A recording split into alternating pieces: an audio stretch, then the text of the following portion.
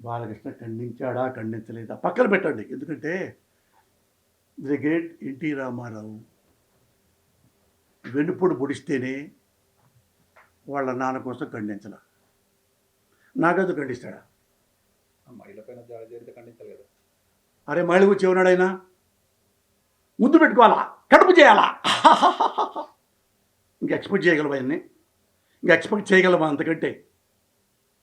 నాగార్జున ఇప్పుడు నాగార్జున మంచోడు చెడు అనేవి కాదు ఇక్కడ డిస్కషన్.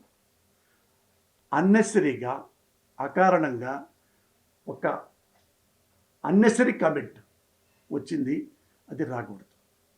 నాకు తెలిసి కొండ సురేష్ సురేఖ మేడం నాకు 25-30 ఏళ్ళు తెలుసు. వాళ్ళ మొత్తం మురళి గారు కూడా మంచి మనిషి.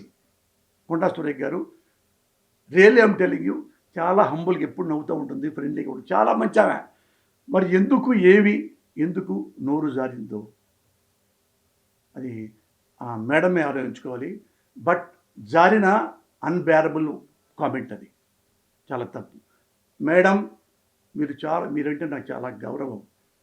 ఎందుకంటే ఎవరైతే మీరు కామెంట్ చేశారో నాగార్జున చాలా హంబుల్ మ్యాన్, చాలా ఫ్రెండ్లీ నేచర్.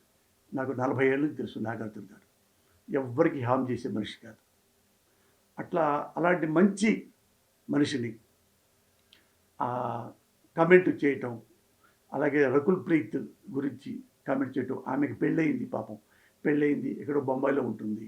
అప్పుడు మీరన్న ప్రతి వర్డ్ వాళ్ళు క్రైయింగ్ లైక్ ఎనీథింగ్. ఒకసారి కన్సోల్ చేయండి, ఒకసారి ప్రెస్కే రండి. ఆ ఆడవాళ్ళని నా సోదరి సమానుడు అనండి, నాగార్జున బాబుని నా సోదరి సమానుడు అనండి.